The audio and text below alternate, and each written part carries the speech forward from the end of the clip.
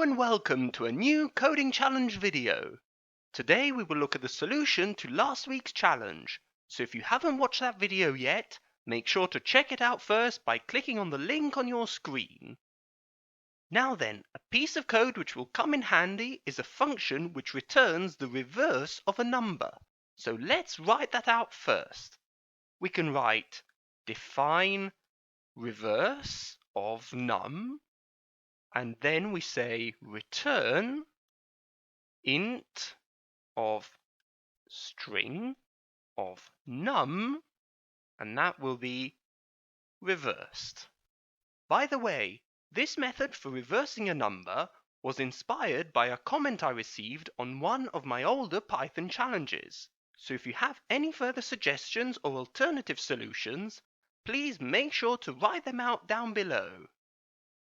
Having said that, we can now create the main function of our code, and we can write define, for example, test of max num,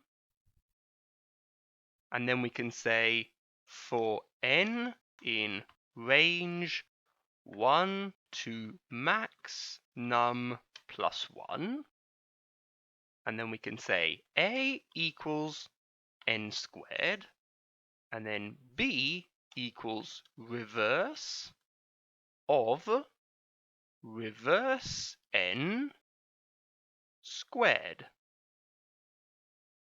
Then we can say that if a equals b, then print n.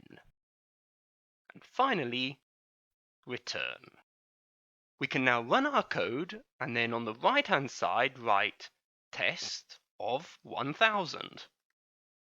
And as you can see, we now have all the numbers between 1 and 1000 which respect the criteria given in the challenge, namely that the reverse of its square is equal to the square of its reverse. With that, thank you all for watching, and don't forget to like, share and subscribe. Also, make sure to check out my other Python challenges and tutorial videos. And until next time, happy coding!